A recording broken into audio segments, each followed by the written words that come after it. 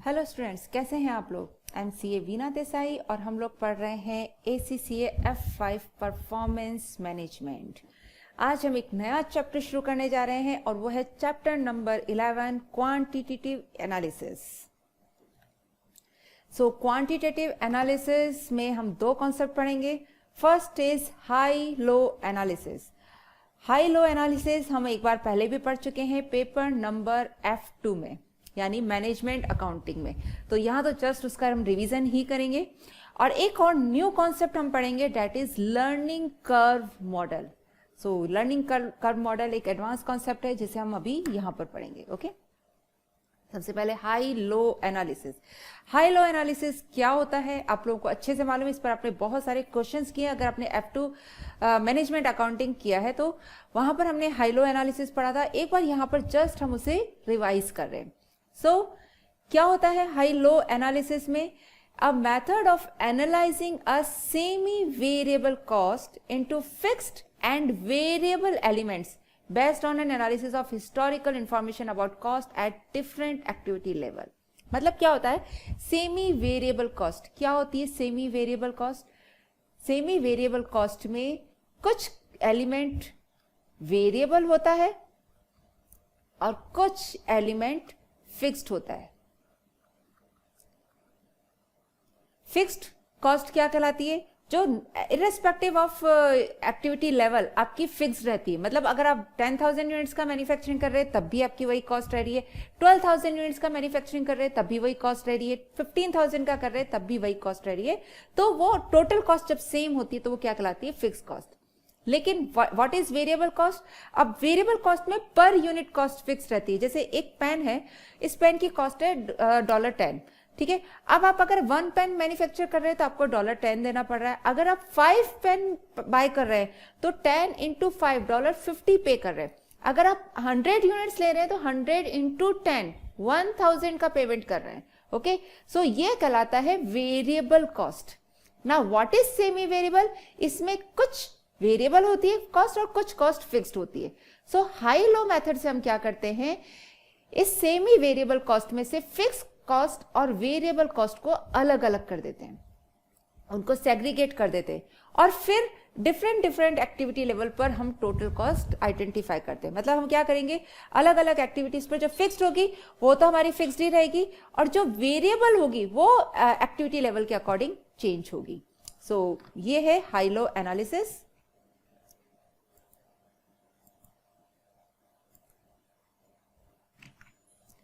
The fixed and variable cost can then be used to forecast the total cost at any level of activity। तो जब हम अपना flexible budget बना रहे हैं या अलग अलग एक्टिविटी लेवल पर हमें देखना है कि हमारी सेमी वेरिएबल कॉस्ट कितनी कितनी लगेगी, तो हम किस तरह से फाइंड आउट करते हैं? फिक्स्ड हमारी उस कॉस्ट का फिक्स्ड रहती है, वेरिएबल एक्टिविटी लेवल के अकॉर्डिंग चेंज होती है। सेमी वेरिएबल कॉस्ट में से हम क्या करते हैं, फिक्स्ड और वेरिएबल एलिमेंट अलग अलग कर देते हैं और अलग अलग एक्टिविटी लेवल पर हम फोरकास्ट कर सकते हैं कि हमारी कॉस्ट क्या आएगी। सो अप्रोच क्या होता है, किस तरह से हम हाई लो एनालिसिस यूज करते हैं? स्टेप्स, फर्स्ट जो हाईएस्ट है और लोएस्ट एक्टिविटी है सबसे पहले हम उसे सिलेक्ट कर लें। कौन सा activity level? Highest activity level and lowest activity level, और उस एक्टिविटी लेवल की कॉस्ट सिलेक्ट कर लें, ठीक है। देन हमारा जो फॉर्मूला है वो फॉर्मूला कैसा रहेगा, आइए देखते हैं।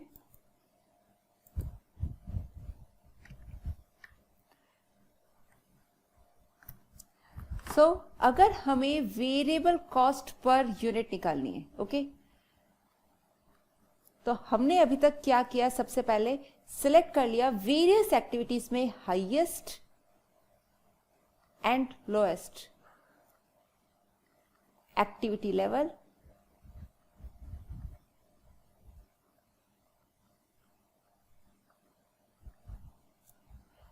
एंड उनकी कॉस्ट, ठीक है। फिर हमें वेरिएबल कॉस्ट पर यूनिट निकालनी, तो हम उसका फॉर्मूला लगाएंगे, cost at highest activity level minus cost at lowest activity level.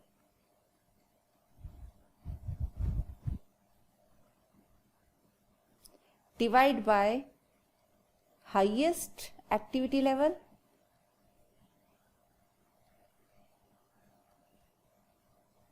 Minus lowest activity level.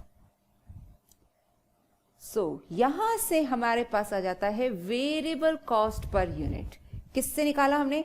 Highest activity level, lowest activity level, cost at highest activity level, cost at lowest activity level. इन दोनों का difference divide by activity level का difference, ये हमारी निकल के आ जाएगी variable cost per unit. क्या कर रहे हैं हम लोग? सेमी वेरिएबल कॉस्ट में से सेग्रीगेट कर रहे हैं कितनी कॉस्ट वेरिएबल है और कितनी कॉस्ट फिक्स्ड है, और इससे हम वेरियस अलग अलग लेवल्स पर फिक्स कॉस्ट और वेरिएबल कॉस्ट की कैलकुलेशन करके फोरकास्ट करेंगे कि सेमी वेरिएबल कॉस्ट कितनी आएगी। जब हमारे पास एक बार वेरिएबल कॉस्ट पर यूनिट आ गया, देन हमारा काम होता है फिक्स कॉस्ट आइडेंटिफाई करना। ओके, तो हम कॉस्ट लेंगे, total cost at any activity level. अगर आप हाईएस्ट ले रहे हैं तो हाईएस्ट एक्टिविटी लेवल, या लोएस्ट ले रहे हैं तो लोएस्ट, किसी की भी ले सकते हैं। और इसमें से माइनस करेंगे, देखिए टोटल कॉस्ट में से वेरिएबल कॉस्ट माइनस कर देंगे तो क्या आ जाएगा? हमारा फिक्स कॉस्ट आ जाएगा। सो इसमें से हम वेरिएबल कॉस्ट माइनस करेंगे। वेरिएबल कॉस्ट पर यूनिट जो हमने यहां से निकाली है इनटू एक्टिविटी लेवल।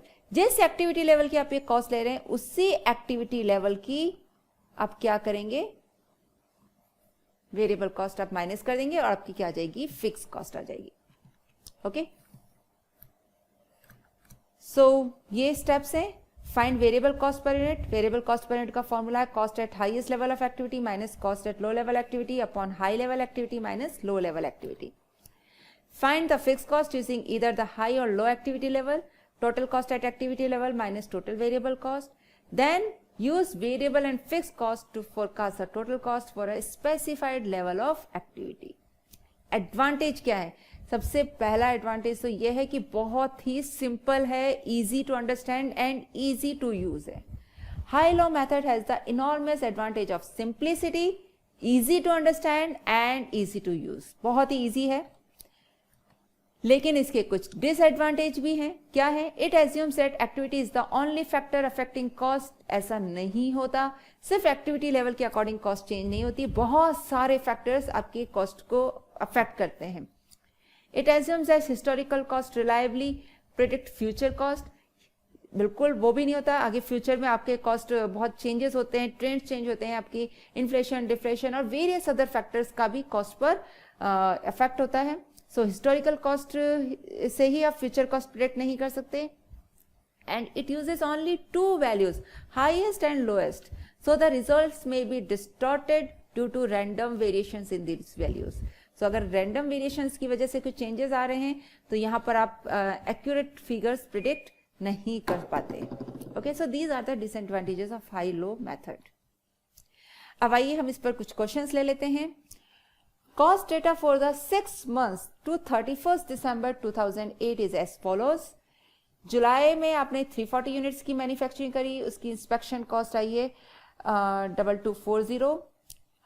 अगस्त 2160, सितंबर 380 यूनिट्स आपने मैन्युफैक्चरिंग करी, उसकी इंस्पेक्शन कॉस्ट आई है $2320। अक्टूबर में 420 यूनिट्स की मैन्युफैक्चरिंग हुई है, ओवरऑल कॉस्ट 2400। नवंबर एंड दिसंबर तो सबके प्रोडक्शन और उसकी टोटल कॉस्ट दे रखी है। Use high low analysis to find the variable cost per unit and the total fix cost. Forecast the total cost when 500 units are produced.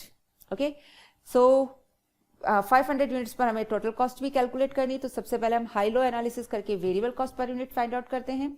सो हमें दो activity level लेने, एक हाईएस्ट एक लोएस्ट। अब यहां देखिए हाईएस्ट कौन सा है? 340, 300, 380, 420। सो this is the highest activity level.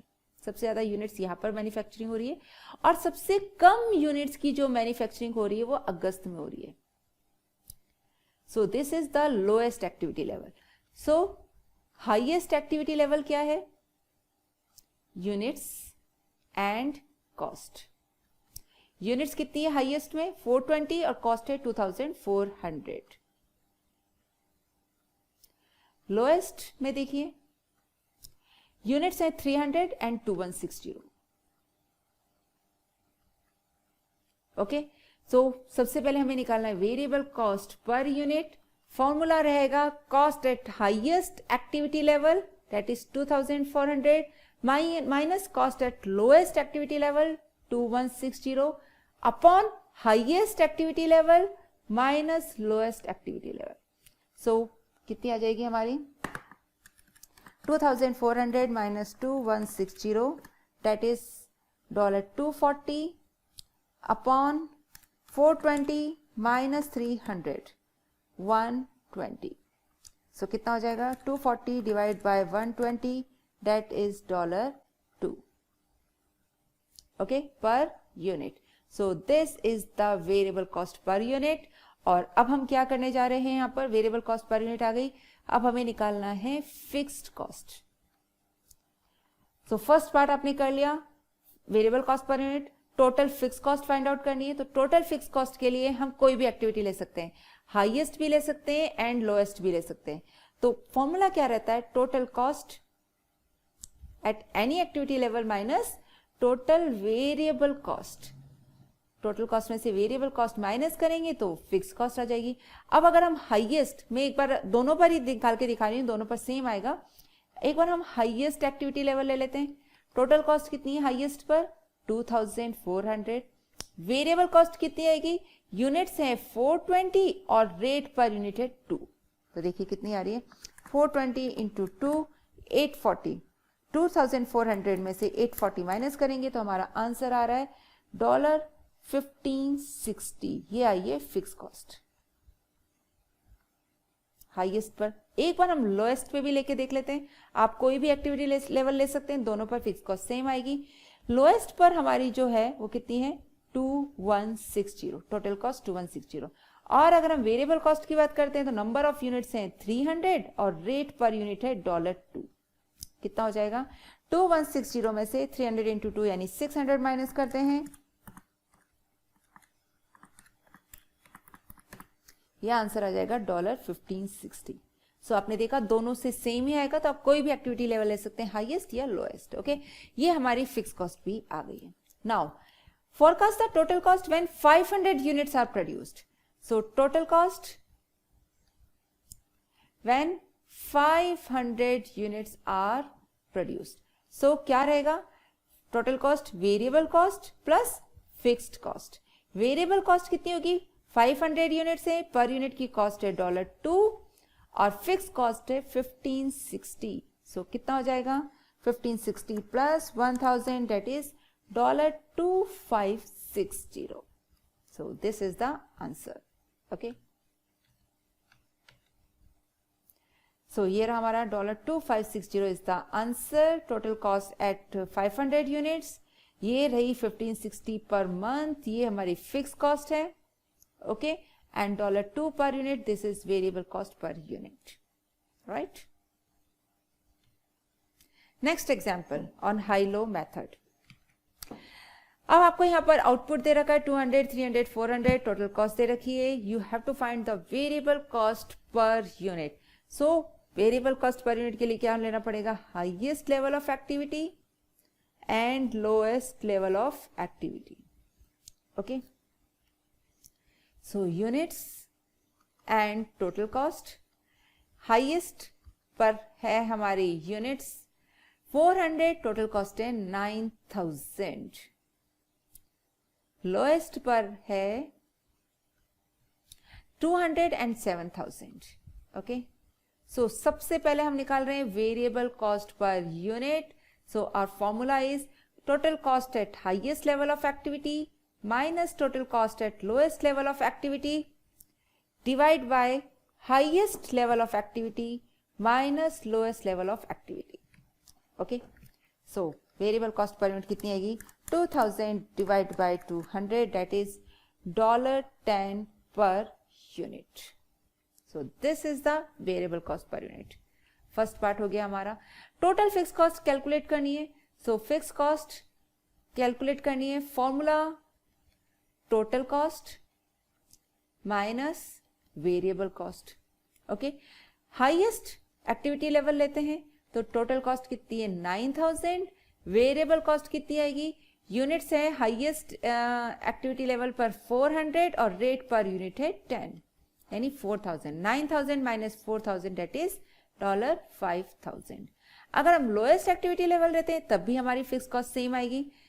Total cost है लोएस्ट पर 7000, यूनिट्स हैं 200 इंटू 10, कितना हो जाएगा $5000। सो टोटल फिक्स कॉस्ट रहेगी हमारी $5000। Estimate the total cost if output is 350 units. So total cost, this is the first part, ये हमारा आ गया second part, and now we are doing our third part. Total cost when output is 350 units.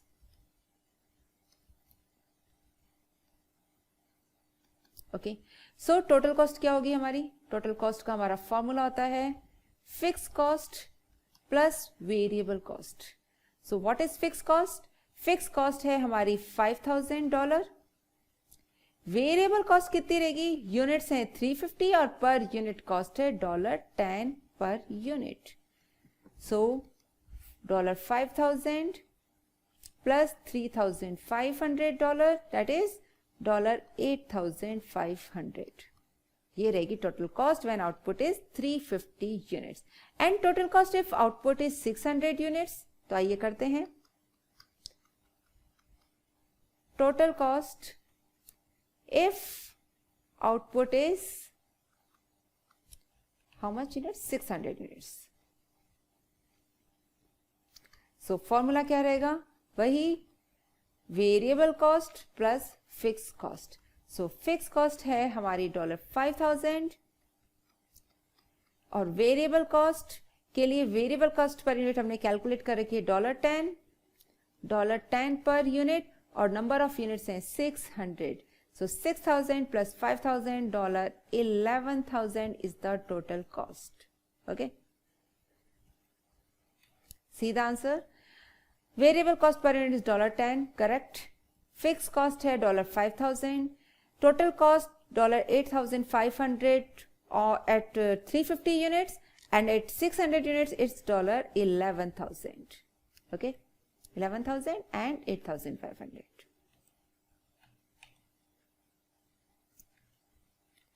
So this is high-low method. Okay, so ये high low method just हमने revise किया है क्योंकि ये हम ऑलरेडी पहले पढ़ चुके हैं आपके मैनेजमेंट अकाउंटिंग पेपर यानी पेपर नंबर F2 में। ओके, नाउ अब हम यहां पर एक न्यू कॉन्सेप्ट पढ़ने वाले हैं, लर्निंग कर्व। क्या होता है लर्निंग कर्व? चलिए पहले हम इसको कुछ समझते हैं, व्हाट इज लर्निंग कर्व, इसको कुछ एग्जाम्पल से समझते हैं। फॉर एग्जाम्पल आपका ये पेपर है ACCA F5 का, F5। ओके, अब ACCA F5 यानी परफॉर्मेंस मैनेजमेंट। अब जब आप इसको फर्स्ट टाइम पढ़ रहे हैं परफॉर्मेंस मैनेजमेंट को, तो आपको कितना टाइम लग रहा है? सपोज जब आप फर्स्ट टाइम आप जब पढ़ रहे हैं तो it will take suppose 100 hours. कितना लग रहा है आपको टाइम? इसमें 100 आवर्स लग रहे हैं, क्योंकि अभी तक आपको इस पेपर का कुछ कॉन्सेप्ट नहीं पता, स्टार्ट किया है अभी आपने ये पेपर पढ़ना, तो ये ले रहा है आपका टाइम 100 आवर्स। लेकिन एक बार आपका 100 आवर्स में ये F5 पेपर पूरा पढ़ लिया, अब एग्जाम के लिए आप क्या करेंगे? रिवीजन करेंगे। तो एक बार आपने पढ़ लिया, 100 आवर्स लगे, अब आपने जब रिवीजन करना शुरू किया, तब सेकंड टाइम जब आप फर्स्ट टाइम रिवीजन ले रहे हैं, एक बार पढ़ने के बाद फर्स्ट टाइम रिवीजन ले रहे हैं, मुझे बताइए क्या तब भी आपको 100 आवर्स लगेंगे? नो। तब आपको क्या होगा? अब आपका क्या होगा? ये थोड़ा सा फास्ट होगा, तब आपको 100 आवर्स ही लगेंगे। हो सकता है अब आपका ये जो फर्स्ट रिवीजन है वो फर्स्ट रिवीजन कितने में हो जाए? पूरे 100 आवर ना लगकर 60 आवर्स में ही हो सकता है आपका फर्स्ट रिवीजन हो जाए। ठीक है, क्यों? क्योंकि पहला बार जब आपने पढ़ा तब आपको कुछ भी नहीं पता था इस पेपर में क्या क्या कंटेंट है, क्या क्या कॉन्सेप्ट्स हैं, क्वेश्चंस किस तरह से करने, सब आपने फर्स्ट टाइम करा। लेकिन जब आपने सेकंड टाइम करा तब आपको क्या हुआ? काफी इस पेपर के बारे में नॉलेज हो गई थी। क्या हुआ? आपको नॉलेज हो गई थी कि इस पेपर में क्या क्या आ रहा है, और साथ में आपने ये करा तो आपको क्या हो गया? थोड़ा सा एक्सपीरियंस भी हो गया इस पेपर के बारे में। ठीक है, अब जब आपने सेकंड रिवीजन लिया तो आप एक जब सेकंड रिवीजन ले रहे हैं तब क्या आपको 60 आवर्स ही लगेंगे? नहीं, तब आपको क्या लगेंगे, और कम टाइम में आपका ये सेकंड रिवीजन हो जाएगा। मान लीजिए ये सेकंड रिवीजन आपका 40 आवर्स में ही हो गया।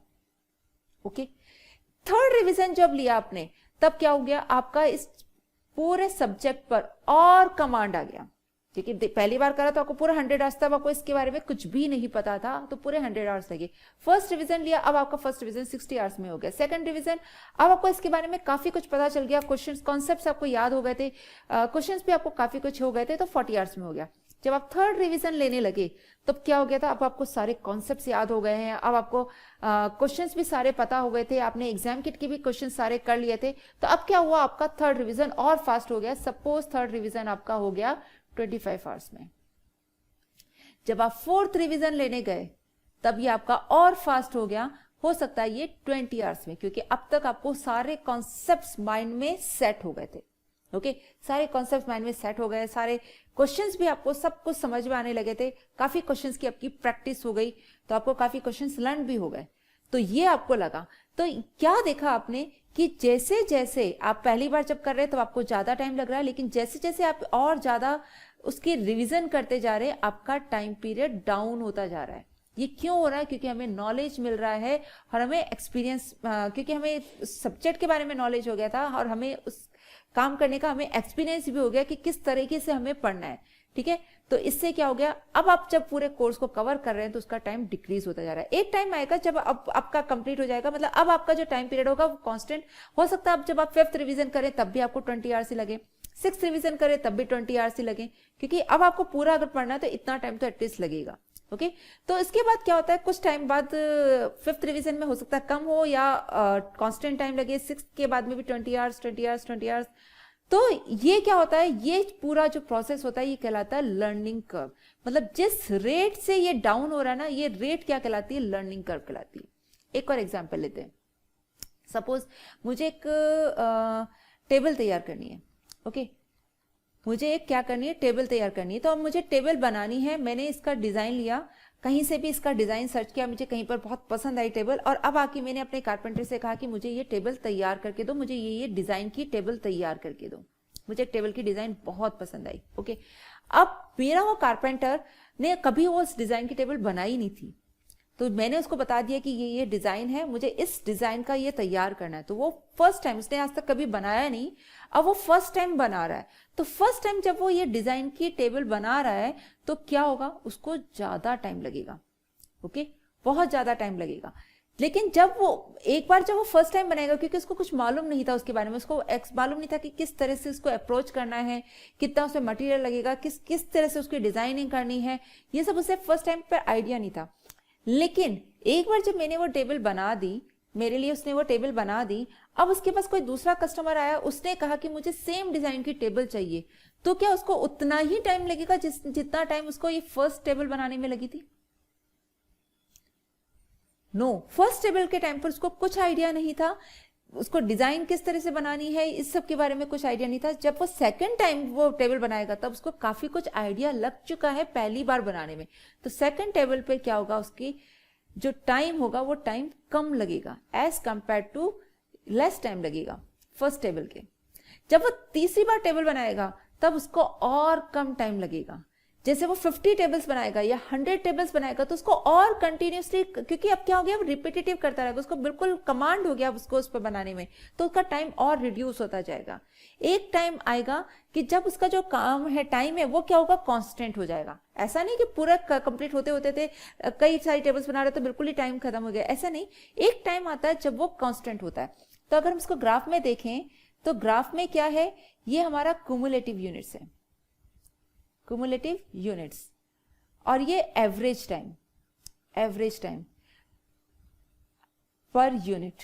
अब एवरेज टाइम पर यूनिट जब हम देख रहे हैं तो जब फर्स्ट यूनिट बनाते हैं तब ये टाइम काफी ज्यादा लगता है।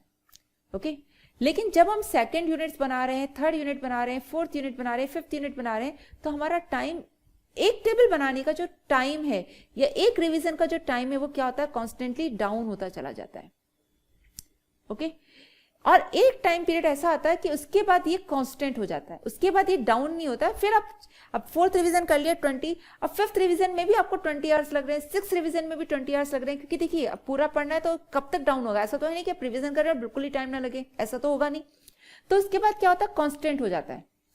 ये जो ये जो ग्राफ आपका नीचे डाउन हो रहा है, ये जो रेट है, ये रेट क्या कहलाती है, आपकी लर्निंग कर्व। ये थ्योरी क्या कहलाती है, learning curve theory. So what is learning curve theory? Learning curve theory कहती है कि जब हम कोई काम फर्स्ट टाइम करते हैं तो उसमें ज्यादा टाइम लगता है, लेकिन जैसे जैसे आप उस काम को रिपीटेडली आगे करते जाते हैं तो आपको उस काम की करने का नॉलेज हो जाता है, आपको एक्सपीरियंस हो जाता है, और रिपीटेटिव वर्क करने से क्या होता है, आपका जो एवरेज टाइम पर यूनिट है वो आपका डाउन जाने लगता है। ओके, और इसको हम कहते हैं learning curve theory. So it has been observed in some industries that there is a tendency for labor time per unit to reduce in time. As more of the units are produced, workers become more familiar with the task and get quicker. तो कुछ industries में ये observe किया गया कि जैसे जैसे आप नंबर ऑफ यूनिट्स प्रोड्यूस करते हैं, वर्कर्स उस काम को लेकर, जब नया काम किया था तब तो उनको ज़्यादा टाइम लगा था, उनको नॉलेज नहीं था, एक्सपीरियंस नहीं था, लेकिन जैसे जैसे उन्होंने उस काम को और ज़्यादा किया, उस काम को लेकर वो फैमिलियर होते गए और क्विकर भी होते गए, तो एवरेज टाइम पर यूनिट का रिड्यूस होता जाता है। ये सबसे पहले कहाँ पर ये लर्निंग कर्व थ्योरी किसने इंट्रोड्यूस करी, किसने ऑब्जर्व किया? तो ये सबसे पहले सेकंड वर्ल्ड वार के टाइम पर इंट्रोड्यूस हुआ, ये वाला ये ऑब्जर्व किया गया। सेकंड वर्ल्ड वार के टाइम पर मिस्टर राइट थे, क्या नाम था उनका, मिस्टर राइट।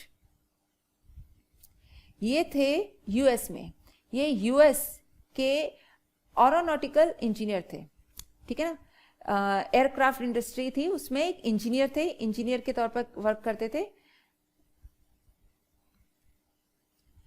तो वहां पर उन्होंने ये चीज ऑब्जर्व करी। उन्होंने क्या देखा यहाँ पर कि मतलब जब फर्स्ट टाइम एयरक्राफ्ट का प्रोडक्शन हो रहा है या जब फर्स्ट टाइम वर्कर काम कर रहे हैं तो उनको ज्यादा टाइम लग रहा है, फिर जैसे जैसे उन्होंने काम किया उनको उसका काम का एक्सपीरियंस होता गया, तो काम करने का क्या हो गया, आगे जाने पर वो टाइम रिड्यूस होता जा रहा है।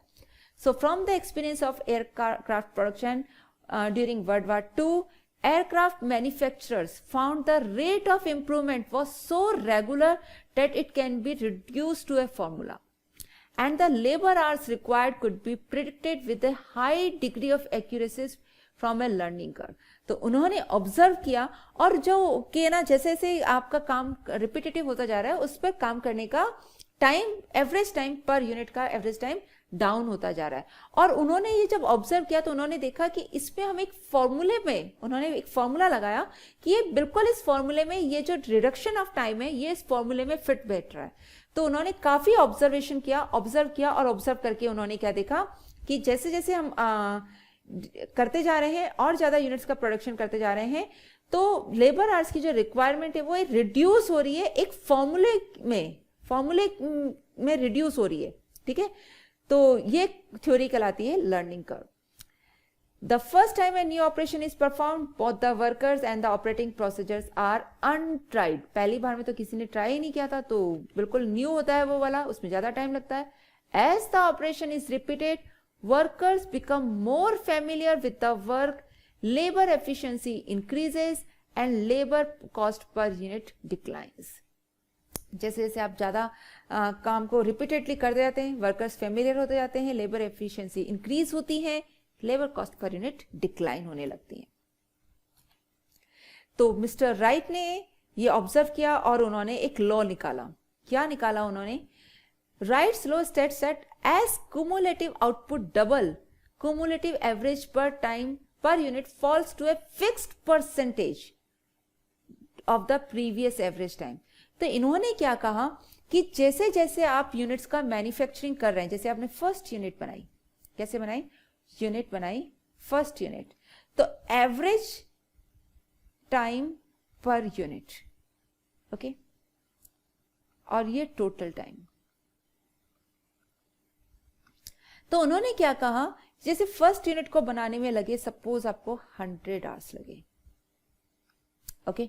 अब आप जब सेकंड यूनिट बना रहे हैं, उन्होंने क्या कहा कि जो ये यूनिट्स बना रहे हैं, जैसे ही आउटपुट आपका डबल होता है, डबल यानी मल्टीप्लाई बाय 2 होता है। तो आपका एवरेज टाइम पर यूनिट एक फिक्स परसेंटेज से आपका डाउन होता है। अब देखिए 1 यूनिट बनाई आपको 100 आवर लगे, जब आप सेकंड यूनिट बनाने गए तो सपोज आपका कितना हो गया 180 आवर्स ही लगे टोटल आवर्स 2 यूनिट को बनाने में, ठीक है। अब आपने क्या करा, थर्ड और ये फोर्थ, ये डबल हो गया, 2 इंटू 2 4 यूनिट्स बनाने में अब आपको कितना टाइम लगेगा। तो देखिए उन्होंने क्या कहा कि एक फिक्स परसेंटेज से जाएगा। फिक्स परसेंटेज कैसे, एवरेज टाइम पर यूनिट कितना हो गया, एक यूनिट को बनाने में 100 आवर्स, पर यूनिट कितना लग रहा है यहाँ पर 100 आवर्स लग रहे हैं। अब सेकंड यूनिट में देखिए, सेकंड यूनिट में 2 यूनिट्स को बनाने के 180 आवर्स, तो एवरेज टाइम पर यूनिट कितना हो गया, दैट इज 90 आवर्स। ओके, सो अब अगर आप लास्ट 4 यूनिट्स बनाएंगे, जब आपका आउटपुट डबल हो रहा है तो आपको कितना रहेगा यहाँ पर 81 आवर्स ही अब आपके लगेंगे यहाँ पर एवरेज टाइम, मतलब टोटल आवर्स कितने लगेंगे 81 इंटू 4 324 आवर्स लगेंगे। तो ये मिस्टर राइट ने कहा, क्या कहा उन्होंने कि अगर आपका आउटपुट डबल होता है, जैसे 1 यूनिट था, 1 यूनिट के बाद 2 यूनिट्स हुआ, 2 यूनिट्स के बाद 4 यूनिट्स हुआ, 4 यूनिट्स के बाद ये 8 यूनिट्स हुआ, तो ये जो time average time per unit है ना, ये जो रिड्यूस होगा ना, ये एक फिक्स परसेंटेज से होगा। देखिए यहाँ फिक्स परसेंटेज कितना है, 100 का 90 हो रहा है, ये कितना है 90% से रिड्यूस हो रहा है। ओके, यहां पर कितना है 100 इंटू 90%, 90% से रिड्यूस हो रहा है। यहां पर देखिए जब जैसे ही आपकी यूनिट डबल हुई, 2 यूनिट से 4 यूनिट्स हुआ, तो अब आपको एक यूनिट को बनाने में एवरेज टाइम कितना लग रहा है 81 आवर्स। अगर आप पहले ही यूनिट जैसे बना रहे होते तो आपको 400 आवर्स लगना चाहिए था, लेकिन अब आपको नॉलेज हो गया रिपीटेटिवली, तो अब आपको क्या हो रहा है टोटल 324 आवर्स, यानी कि एवरेज टाइम पर यूनिट कितना हो गया 81 आवर्स, यानी कि ये अगेन 90% फिक्स परसेंटेज से ये आपका रिड्यूस हो रहा है। अगेन अगर आप 81 यूनिट्स बना रहे हैं, मतलब कितना 8 यूनिट्स बना रहे हैं, तो आपका एवरेज टाइम कितना होगा, ये भी अब 90% से फॉल होगा, 72.9 आवर्स पर यूनिट लगेगा। ओके, और 8 यूनिट्स को बनाने में कितने आवर्स लगेंगे, टोटल आवर्स लगेंगे 583.2 आवर्स। ये है लर्निंग कर्व थ्योरी। ये जो रेट है ना, जिस रेट से ये रिड्यूस हो रहा है, ये रेट कहलाती है learning curve. Okay, learning rate कहलाती है। यहां हमने इस एग्जांपल में लिया 90%, किसी में कहीं पर 80% हो सकता है, कहीं पर हो सकता है ये 95% से फॉल हो रहा हो, तो ये अलग अलग डिपेंड करता है, अलग अलग। तो ये राइट ने ये लॉ दिया कि जैसे ही cumulative output, total output double होता है, cumulative average time per unit fall होता है टू ए फिक्स्ड परसेंटेज, एक फिक्स परसेंटेज से डाउन होता है। इसको हम कहते हैं लर्निंग रेट। ये प्रीवियस टाइम जो होता है, उस प्रीवियस टाइम का एक फिक्स परसेंटेज से ये डाउन होता है। सो ये रहा उनका लर्निंग कर्व। ये है average time per unit of all units produced to date, और ये है total number of units produced.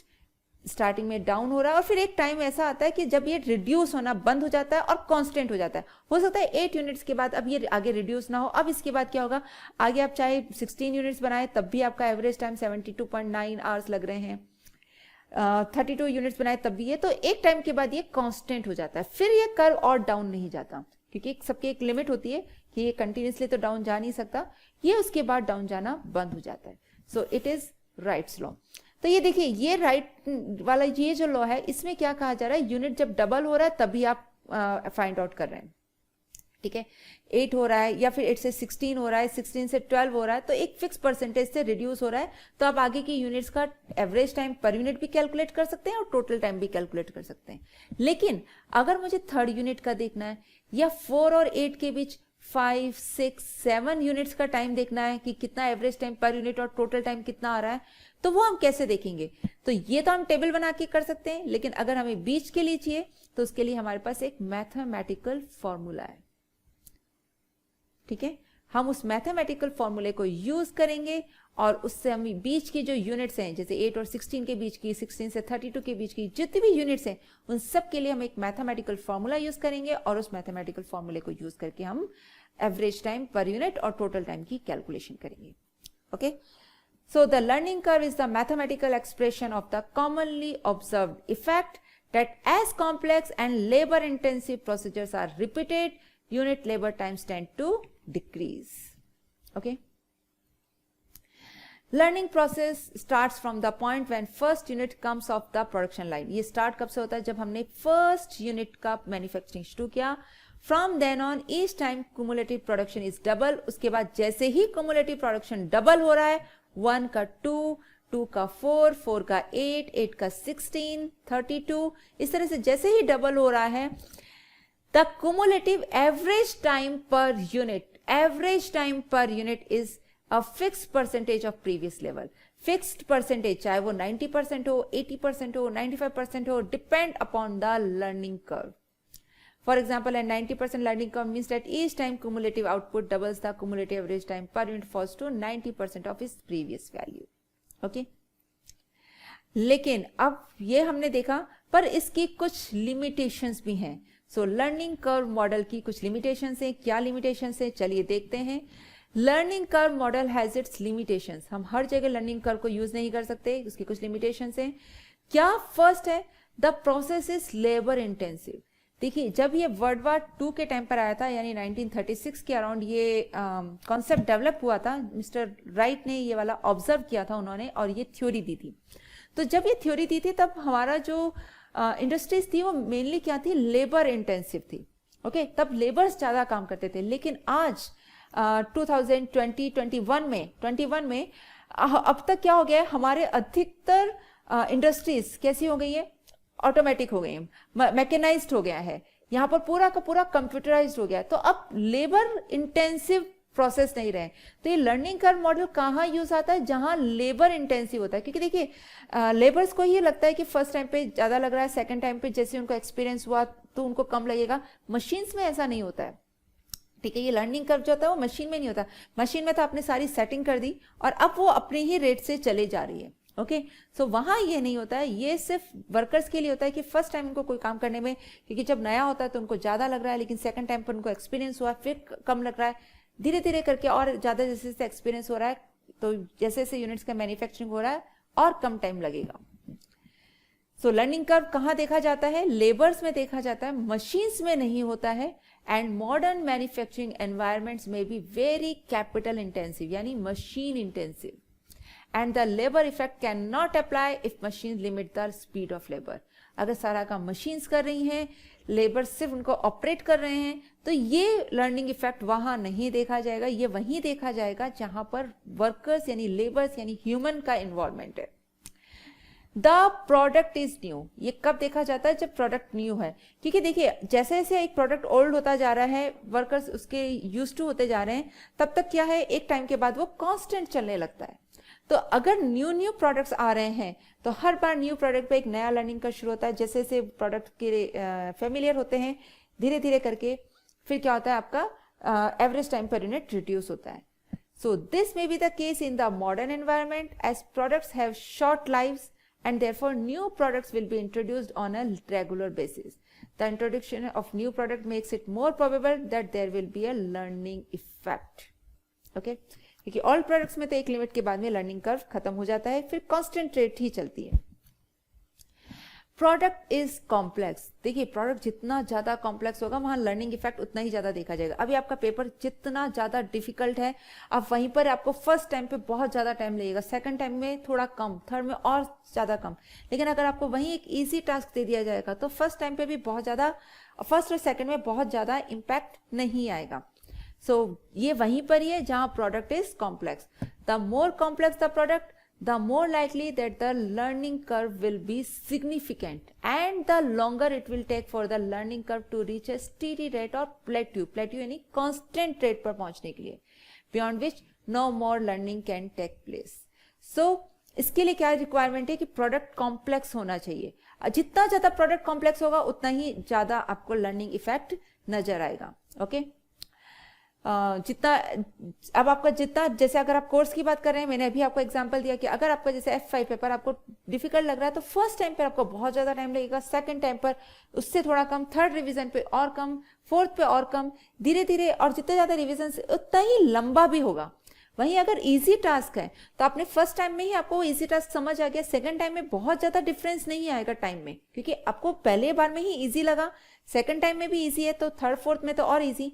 तो आपने जब पहली बार में फटाफट कर लिया, सेकंड टाइम में तो और भी फटाफट, एक बहुत जल्दी कांस्टेंट रेट आ जाएगी। सेकंड थर्ड रिवीजन में ही हो सकता है कांस्टेंट रेट आ जाए, उसके बाद आपका टाइम पीरियड रिड्यूस होना बंद हो जाए।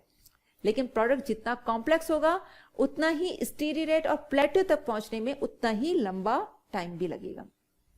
Then production is repetitive and there are no breaks in production. So production आपका repetitive होना चाहिए, बीच बीच में प्रोडक्शन ब्रेक नहीं होना चाहिए। ये नहीं कि आज आपका एक नया, अब जैसे अगर हमारा काम है कि जॉब वर्क है, हर जॉब एक दूसरे से नया है, ओके, तो अगर हर बार एक नया काम आ रहा है या आपका बीच बीच में वो प्रोडक्शन रुक रहा है, तो वहां लर्निंग इफेक्ट इतना सिग्निफिकेंटली ऑब्जर्व नहीं होगा। Learning effect requires that production is repetitive with no major breaks in which the learning effect may be lost. क्योंकि लर्निंग इफेक्ट तभी चलेगा जब आप कंटिन्यूसली, अब ऐसा नहीं हुआ कि आपने 2 रिवीजन कर लिए, 3 रिवीजन कर लिए, उसके बाद आपने ब्रेक ले लिया, ओके, उसके बाद आपने नया सब्जेक्ट ले लिया और इसको आपने छोड़ दिया, आपने उसको 1 ईयर तक नहीं देखा, तो क्या होगा, अब तक का जो किया हुआ वो आपका ब्रेक की वजह से वो सब हो जाएगा। अब जब आप नेक्स्ट टाइम वापस लेंगे लंबे ब्रेक के बाद, तो आपको उतना ही टाइम लगेगा, ओके। सो लर्निंग इफेक्ट में be lost. JIT production has moved towards multi-skilled, multitask workers. It is possible that some of the benefits of the learning effect in a single tasking environment may be lost. अगर आपका task एक ही बार हो रहा है तो learning effect इतना significantly नजर नहीं आएगा। Production of small batches of possible different products in response to customers' demand may also lead to the loss of some of the learning effect. मतलब कस्टमर की डिमांड में आप स्मॉल बैचेस में काम कर रहे हैं, ठीक है, स्मॉल बैचेस में काम कर रहे हैं और डिफरेंट प्रोडक्ट्स बना रहे हैं, तो हर प्रोडक्ट्स एक दूसरे से डिफरेंट है और हर एक में आपको एक नया काम करना पड़ रहा है, तो लर्निंग इफेक्ट इतना सिग्निफिकेंटली ऑब्जर्व नहीं होगा। लर्निंग इफेक्ट तभी होता है ऑब्जर्व जब आपका रिपीटेटिव वर्क चलता है, जब आपका हर बार एक नया काम आ रहा है, डिफरेंट प्रोडक्ट्स में आप काम कर रहे हैं, एक बार एक प्रोडक्ट में काम किया, फिर बीच में छूट गया, अब आपने दूसरे प्रोडक्ट में कर लिया, तो वो रिपीटेटिव वर्क नहीं होने की वजह से वो आपको लर्निंग इफेक्ट ऑब्जर्व नहीं होगा, okay. So these are the limitations. क्या क्या लिमिटेशंस हैं? Process is labour intensive, product is new, मतलब लेबर इंटेंसिव है तभी आपको लर्निंग कर्व दिखेगा। अगर मशीन इंटेंसिव है तो लर्निंग इफेक्ट नहीं नजर आएगा क्योंकि मशीन्स पर लर्निंग इफेक्ट नहीं होता है। प्रोडक्ट इज न्यू, अगर प्रोडक्ट नया है, क्योंकि अगर ओल्ड प्रोडक्ट होगा तो एक टाइम के बाद में उसका प्लेटो आ जाएगा, मतलब एक स्टेबल कांस्टेंट रेट आ जाएगी एंड लर्निंग कर्व शो होना बंद हो जाएगा। प्रोडक्ट कॉम्प्लेक्स है तभी आपको लर्निंग इफेक्ट ज्यादा सिग्निफिकेंटली नजर आएगा। अगर प्रोडक्ट बनाना बहुत ईजी है तो फर्स्ट टाइम में उन्हें इजी लग रहा था, तो जो एक्सपीरियंस है या जो आपको नॉलेज है फर्स्ट टाइम पे ही आपको पूरा नॉलेज हो गया, तो सेकंड थर्ड में बहुत ज्यादा सिग्निफिकेंट लर्निंग कर्व नहीं ऑब्जर्व होगा। उसके लिए प्रोडक्शन रिपीटेटिव होना चाहिए और प्रोडक्शंस के बीच में ब्रेक्स नहीं होनी चाहिए। सो ये था हमारा लर्निंग कर्व थ्योरी, ओके। तो आज हमने लर्निंग कर्व देखा और उसकी लिमिटेशंस देखी। सो हमारा आज का ये लेक्चर यहीं खत्म होता है। Thank you.